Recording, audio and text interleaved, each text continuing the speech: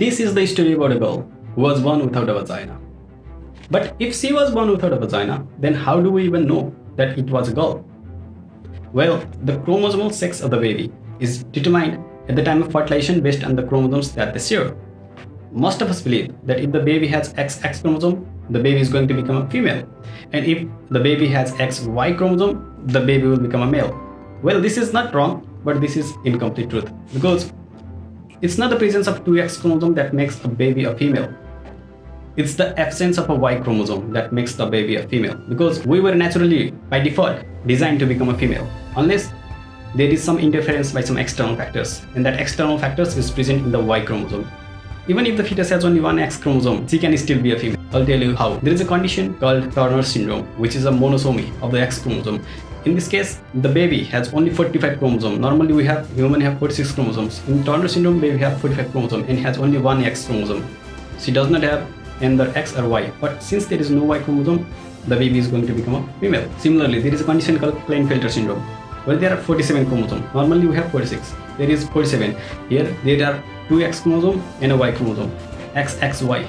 So here, even if there are 2 X chromosomes, the baby is still going to become a male because there is the presence of Y chromosome. So it's in the Y chromosome to make the baby male.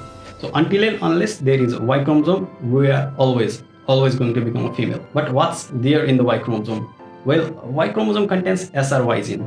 SRY gene produces testis determining factor, and this testis determining factor causes the differentiation of the undifferentiated gonad into testes. And if Y chromosome is not present, then the undifferentiated gonad become ovary. Because if Y chromosome is absent, SRY gene will be absent, testis determining factor will be absent, and by default the gonad will turn into ovary. Now in this case, to call the baby a female, we know that the baby did not have any Y chromosome, and the undifferentiated gonad converted itself into ovary. Well, now to understand why she did not have a vagina, we need to understand where does the vagina come from.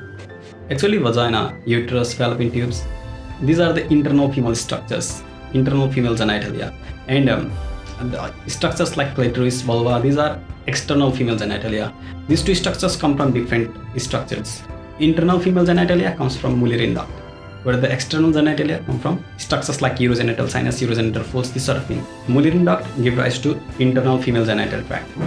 Wolffian duct give rise to male internal genital tract.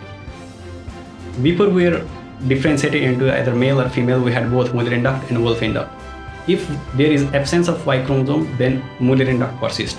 If Y chromosome is present, then it produces Mullerian inhibiting hormone and the Mullerian duct degenerates. So here Y chromosome was absent, so the Mullerian duct persists, Wolffian duct degenerate, and the Mullerian duct give rise to structures like fallopian tube, uterus, and the proximal vagina. So if this girl did not have vagina but had ovaries, and then how it might have happened is that for some reason there was agenesis or the absence of Mullerian duct in the first place. And if there was no Mullerian duct, then there is no way the female internal genital tract will be formed. So the structures like fallopian tube, uterus, and the proximal vagina will be absent. Ovary will be present, breast development will be normal, axillary hair and the pubic hair will be present, but she will not menstruate because there is no uterus, no endometrial glands and stroma to set them in the first place to menstruate. So she may not even know it until puberty, where she did not undergo menstruation in the age when she was supposed to. So this can happen, and I was recommended one video by the YouTube, this video, and I'm making this video because I want to explain the science behind this. So this is the case of Mullerian agenesis, where there will be ovary, breast development will be normal, she will appear to be a female but will not have uterus, will not have vagina, and this can happen. Thank you.